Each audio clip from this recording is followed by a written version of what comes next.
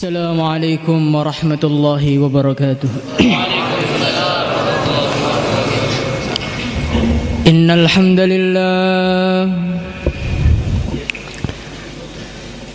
hamdalillah nasta'inuhu wa nastaghfiruhu wa nu'minu bihi wa natawakkalu alayhi wa na'udzu bihi min shururi anfusina wa min sayyiati a'malina. Man yahdihillahu fala mudilla lahu wa man yudlil fala hadiya lahu. Ashhadu an la ilaha illallah wahdahu la sharika lahu وأشهد أن سيدنا ومولانا وحبيبنا محمدا عبده ورسوله. اللهم صل وسلم على سيدنا محمد وعلى آله وصحبه أجمعين. أما بعد، قال تعالى في كتابه الكريم: سبحان الذي أسرى بعبده ليلا من المسجد الحرام إلى المسجد الأقصى الذي باركنا حوله لنريه من آياتنا Innahu huwas sami'ul basir. Teman-teman santri semua yang dimuliakan Allah Subhanahu wa taala, marilah kita sejenak merenungi keagungan sebuah peristiwa yang besar. Peristiwa yang besar yang tidak pernah terjadi sebelumnya dan tidak pernah terjadi setelahnya. Suatu peristiwa yang besar dari Zat yang maha besar diberikan kepada seorang nabi yang terbesar. Hadirin yang dimuliakan Allah Subhanahu wa taala,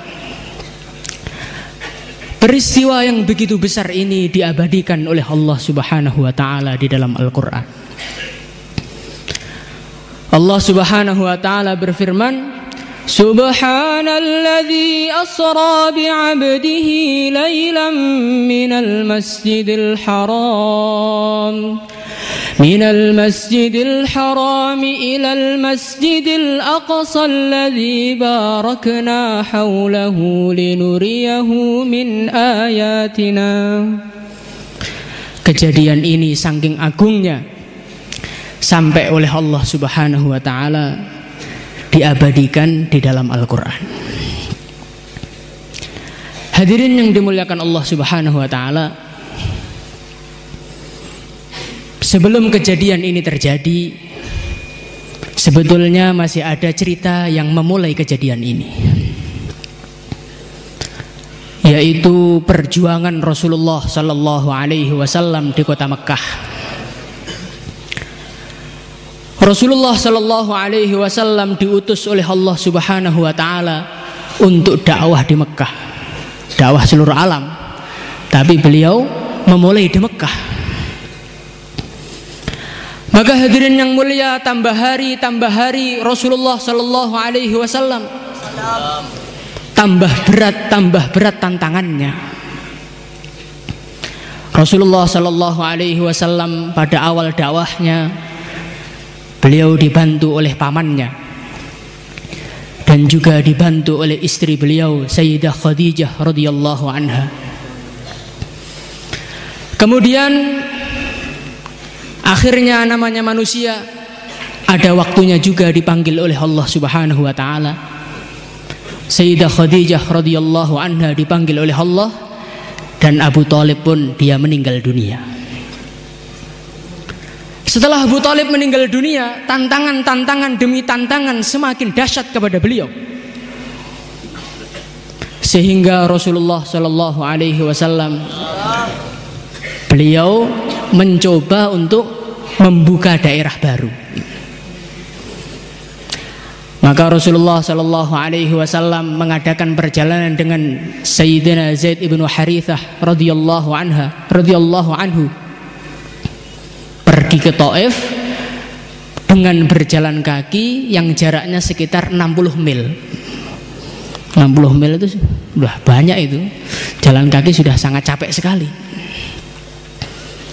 Hadirin yang mulia, beliau dakwah ke Taif dengan harapan orang-orang Taif yang berada di puncak gunung, suasananya dingin, dengan harapan otak mereka dingin juga, sehingga mereka lebih menerima Rasulullah Sallallahu Alaihi Wasallam dibandingkan dengan orang-orang Makkah. Hadirin yang mulia, ternyata yang terjadi tidak seperti itu. Orang Taif malah lebih keras lagi kepada baginda Nabi, yang mengganggu mulai orang tuanya sampai anak-anak kecilnya. Sehingga dikatakan di dalam satu riwayat Rasulullah Shallallahu Alaihi Wasallam dilempari batu sampai kaki beliau berdarah. Seorang Nabi, seorang Rasul yang paling dicintai oleh Allah, yang paling dihormati di alam semesta, beliau rela berdarah-darah kakinya demi untuk agama. Hadirin yang mulia, akhirnya Rasulullah Sallallahu Alaihi Wasallam beliau istirahat dan beliau doa kepada Allah. Ilaika ashku dha'fa quwwati wa qillata hilati wa hawani 'alan nas.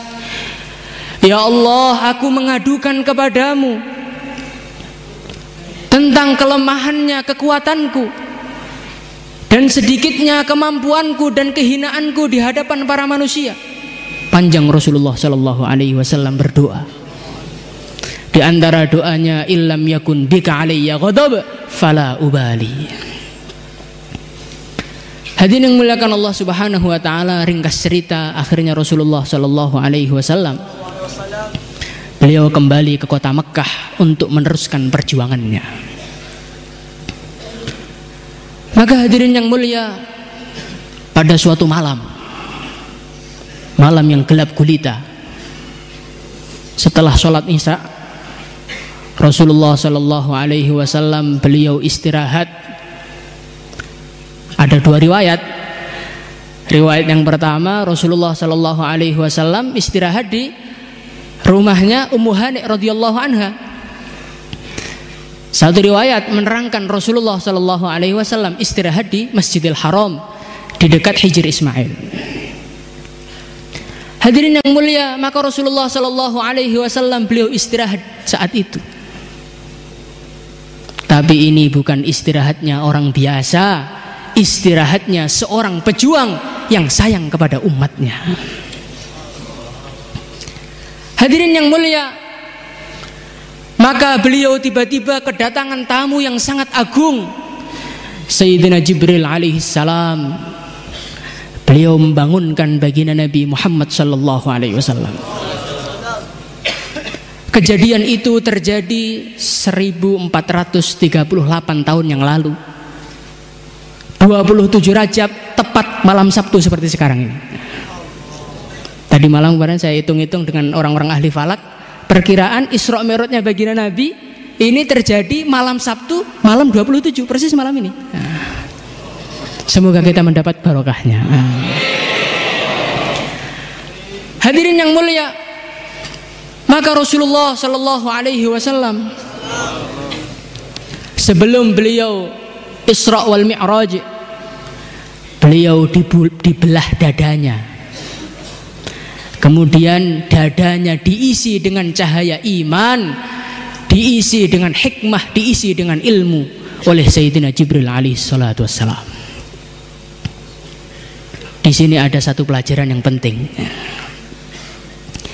Pelajaran yang pertama, Sayyidina Jibril alaihi salam beliau memasukkan iman dan hikmah di dalam hati Rasulullah sallallahu alaihi wasallam. Ini menunjukkan bahwasannya hikmah dan iman adalah anugerah Allah yang Allah berikan kepada orang-orang yang Allah pilih. Jadi memang ada usaha iman, ada dakwah, taskil. Tapi sebetulnya iman itu sendiri adalah pemberian Allah Subhanahu wa taala. Iman hanya Allah Subhanahu wa taala berikan kepada orang-orang yang dicintai oleh Allah Subhanahu wa taala. Dan baginda Nabi Muhammad sallallahu alaihi wasallam adalah orang yang paling dicintai oleh Allah Subhanahu wa taala. Maka baginda Nabi diberikan puncaknya iman, puncaknya hikmah, puncaknya ilmu, diberikan, dimasukkan di dalam dada Rasulullah sallallahu alaihi wasallam. Hadirin dimuliakan Allah Subhanahu wa taala, Rasulullah sallallahu alaihi wasallam ditambahkan iman, ditambahkan yakin, ditambahkan ilmu oleh Allah Subhanahu wa taala. Dibersihkan dadanya sebelum sowan kepada Allah Subhanahu wa taala. Ini ada satu isyarah kepada kita bahwasannya orang itu kalau mau sowan kepada Allah harus persiapan dengan sebaik-baiknya. Orang kalau mau sowan kepada seorang lurah, maka dia perlu pakai pakaian yang agak bersih sedikit, sedikit aja bersihnya karena lurah. Tapi kalau mau sowan kepada gubernur, maka harus lebih rapi lagi. Kalau sowan kepada presiden, maka persiapannya harus lebih tinggi lagi. Kalau orang mau sowan kepada Allah Subhanahu wa taala, maka persiapannya zahiran wa batinah. Hadirin yang mulia, di dalam satu hadis dikatakan as-shalah mi'rajul mu'min. Salat itu adalah mi'rajnya orang iman. Maka hadirin yang mulia, untuk menyongsong salat ini, bagaimana kita meniru Rasulullah sallallahu alaihi wasallam? Jangan asal-asalan sowan kepada Allah, qomat baru datang. Apalagi malah sholat di kamar. Tapi bagaimana kita persiapan yang sebaik-baiknya sehingga sowan kita layak diterima oleh Allah Subhanahu wa taala. Insyaallah hadirin. Hadirin muliakan Allah Subhanahu wa taala, setelah Rasulullah sallallahu alaihi wasallam dibersihkan dadanya, dikembalikan seperti sedia kala, maka Sayyidina Jibril sudah menyiapkan kendaraan super cepat. Di dalam hadis dikatakan tunggangannya baginda Nabi namanya buraq. Kenapa dikatakan buraq? Karena lebih cepat daripada kilat. Hadirin muliakan Allah Subhanahu wa taala, buraq ini dia mempunyai dua sayap. Sayapnya letaknya di pahanya. Maka Rasulullah sallallahu alaihi wasallam beliau naik di atas buraq, terbang secepat kilat menuju kemana? Menuju ke Masjidil Aqsa. Di tengah perjalanan Rasulullah sallallahu alaihi wasallam, beliau tiba-tiba dipanggil, ala rislika ya Muhammad. Rasulullah sallallahu alaihi wasallam diminta untuk berhenti sebentar. Panggilan dari arah kanan. Maka Rasulullah sallallahu alaihi wasallam beliau tidak peduli, beliau tidak menoleh, terus melanjutkan perjalanannya. Tiba-tiba ada panggilan dari arah kirinya, ala rislika ya Muhammad, Muhammad, mampir sebentar, santai dulu, mampir sini. Kurang lebihnya begitulah. Hadirin muliakan Allah Subhanahu wa taala, maka Rasulullah sallallahu alaihi wasallam beliau tidak berhenti, terus. Tiba-tiba di depannya beliau melihat seorang wanita yang tua renta, giginya sudah hilang semuanya. Sudah tua renta tapi memakai perhiasan lengkap. Segalanya dipakai. Mungkin kayak orang-orang zaman sekarang. Sudah tua masih gaya. Hadirin yang muliakan Allah Subhanahu wa taala. Maka wanita tadi memanggil-manggil Rasulullah sallallahu alaihi wasallam, tetapi Rasulullah sallallahu alaihi wasallam beliau tidak peduli, terus melanjutkan perjalanannya. Maka akhirnya Rasulullah sallallahu alaihi wasallam beliau sampailah di Masjidil Aqsa. Kemudian beliau memarkir buraq itu. Kemudian beliau masuk Masjidil Aqsa. Maka hadirin yang mulia, Rasulullah Shallallahu Alaihi Wasallam beliau bertanya kepada malaikat Jibril, yang manggil-manggil saya tadi itu siapa? Wahai Muhammad, yang manggil-manggil kamu tadi itu kalau kamu noleh, maka umat kamu nanti akan tertaskil dengan orang-orang Nasrani. Untung kamu nggak noleh. Kalau kamu tadi dipanggil lagi noleh, maka umatmu akan gampang tertaskil dengan orang-orang Yahudi.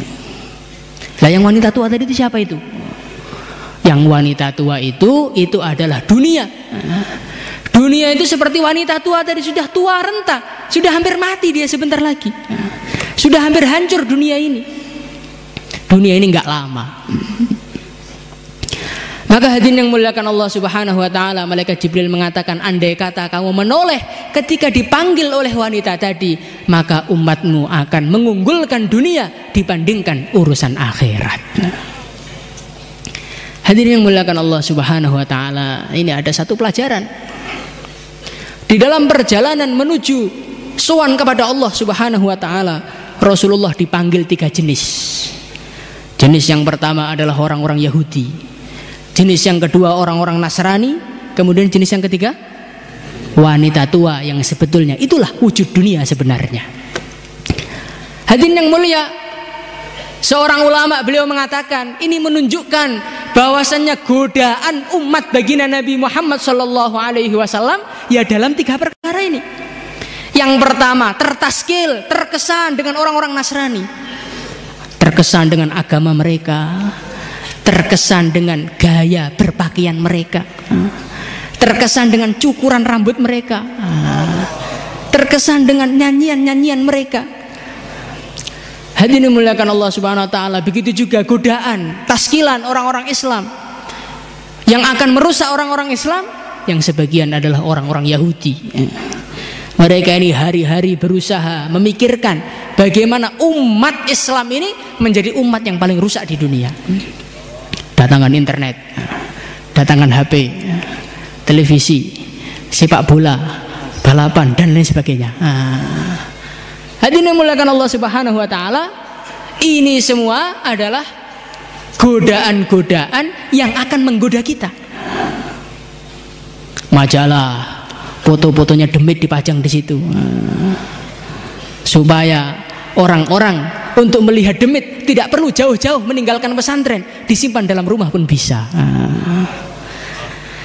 Hadirin dimuliakan Allah Subhanahu wa taala, kemudian godaan yang ketiga, umat baginda Nabi ini akan selalu dihantui dengan mal, dengan harta. Umat ini akan selalu digoda dengan harta. Tengah-tengah ngaji ada tawaran kerja, tengah-tengah ngaji ada tawaran suruh kuliah, tengah-tengah ngaji nggak jadi tahasus. Hadirin dimuliakan Allah Subhanahu wa taala, maka Rasulullah Shallallahu Alaihi Wasallam mengajarkan kepada kita di saat kita menuju kepada ridha Allah, bagaimana sikap kita menghadapi godaan tadi, terus tidak menoleh sedikit pun. Maka kalau kita ingin selamat di dalam perjalanan kita menuju Allah Subhanahu wa taala, jangan tolah-toleh. Insyaallah. Lurus, tawajuh menghadap kepada Allah. Jangan kita lihat dunia, jangan kita lihat kehidupan orang Nasrani, jangan kita lihat kehidupan orang Yahudi, kita lihat kehidupan baginda Nabi Muhammad sallallahu alaihi wasallam. Insyaallah hadirin. Ini kan cuma lihat-lihat aja, Pak. Melihat tok, nggak boleh. Rasulullah tuh noleh tok. Rasulullah tidak noleh. Menunjukkan noleh tok sudah satu bahaya.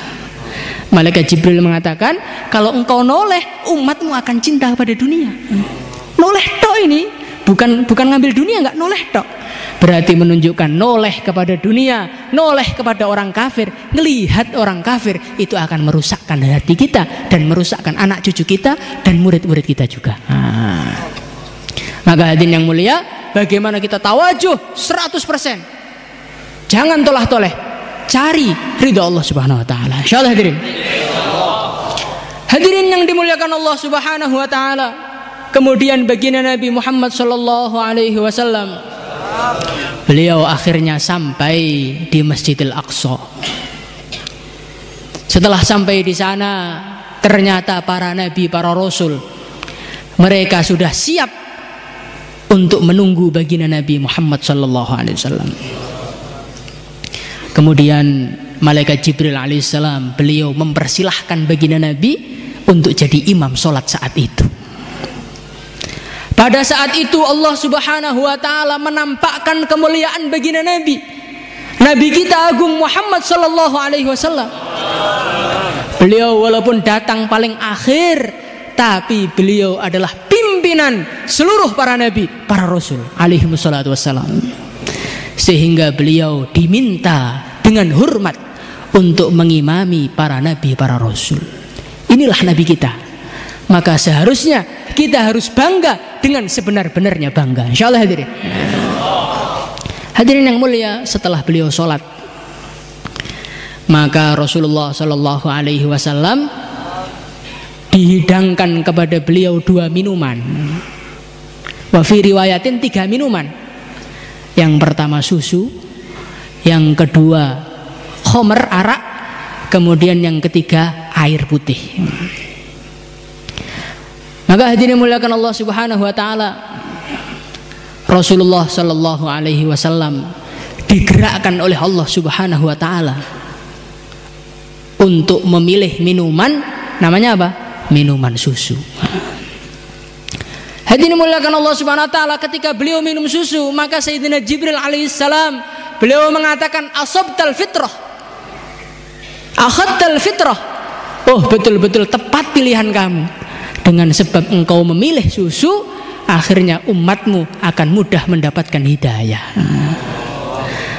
Hadirin muliakan Allah subhanahu wa ta'ala, begitu hebatnya Rasulullah sallallahu alaihi wasallam, begitu agungnya, begitu tingginya ilmu beliau, sehingga pilihan beliau super tepat, tidak ada melesetnya sama sekali.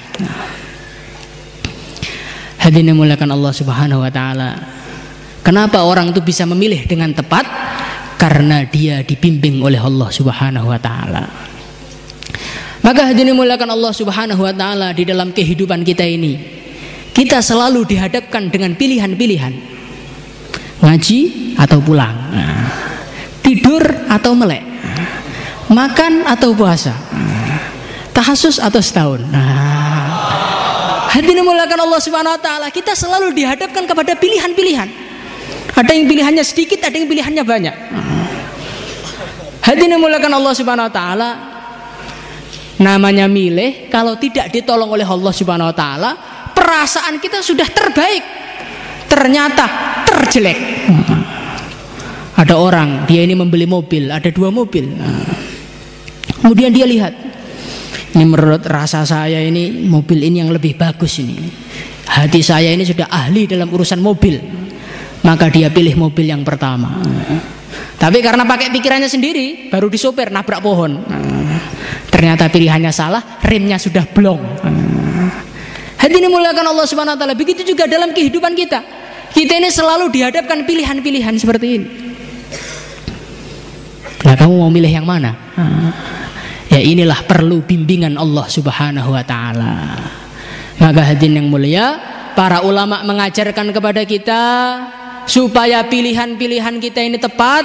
Allah, Rasulullah, para sahabat dan ulama, para ulama mengajarkan doa, Allahumma khirli wahtarli, doa kepada Allah subhanahu wa ta'ala agar Allah subhanahu wa ta'ala memilihkan sesuatu yang terbaik untuk kita. Hadirin yang mulia, kalau orang itu sudah ditolong Allah subhanahu wa ta'ala untuk milih yang terbaik, maka segalanya terbaik. Keluar atau tidak, Allah kasih ilham, tidak, maka tidaknya jadi yang terbaik. Keluar atau tidak, Allah kasih ilham yang keluar, keluarnya jadi keluar yang terbaik. Belum tentu keluar yang terbaik, belum tentu tidak itu jelek. Belum tentu tidak itu bagus, dan belum tentu keluar itu jelek. Nah, itulah perlu pertolongan Allah subhanahu wa ta'ala. Maka di dalam malam yang mulia ini, bagaimana kita doa banyak-banyak kepada Allah subhanahu wa ta'ala supaya kita ini dapat barokahnya baginda Nabi, sehingga kita ini selalu tepat di dalam langkah-langkah kita, sehingga kita sampai tujuan kita, yaitu ridha Allah subhanahu wa ta'ala. Insyaallah hadirin.